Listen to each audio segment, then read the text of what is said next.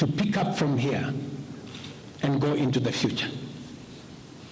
And I am therefore proposing that because we have gotten rid of the Finance Bill 2024, it is necessary for us to have a conversation as a nation going forward.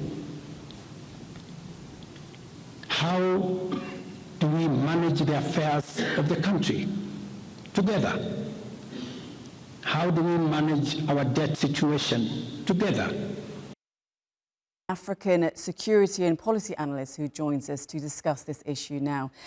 Sir Abdullah, you were listening, I'm sure, to our correspondent, and she was just saying that, let me pose a question to you. Do you think the president, in everything that he's done today, the moves that he's made, is he just trying to create confusion?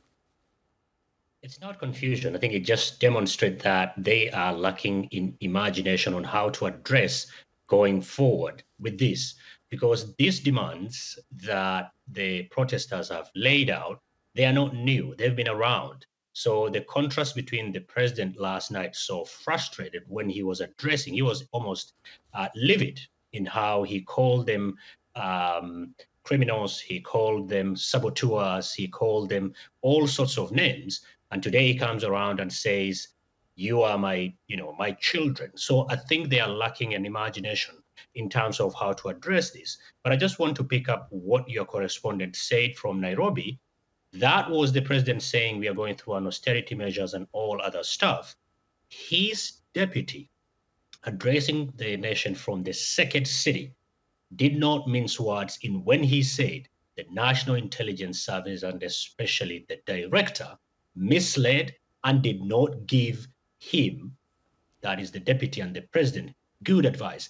That is an unprecedented attack on the security and intelligence service, and that is the first domino that we need to keep up, because he said the director should leave, should do the honorable thing and resign. So is that what you think the president's trying to do? Is this now simply a power struggle? It is not a power struggle. It is what there is there are no good option for the president. If you step back and look at the Kenya's debt reality, they either have to default if they cannot get all the taxes that they want.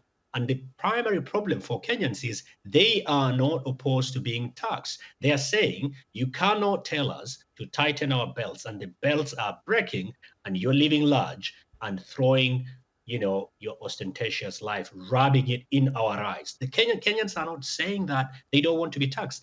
Fundamentally, however, the conversation is not about the bill anymore. The bill was a trigger of a government that is living beyond its means, of a government that is not accountable, of various state agencies that have been captured by the executive, including today when the president was addressing the nation. He had members of parliament cheering on instead of doing their responsible function of oversighting.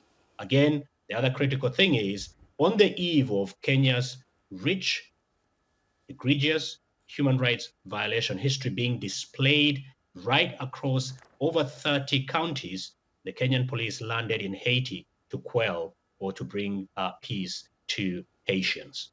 Well, there's definitely are very interesting developments, but we'll have to leave it there. Abdullahi Halakhe, thank you so much for joining us on the programme.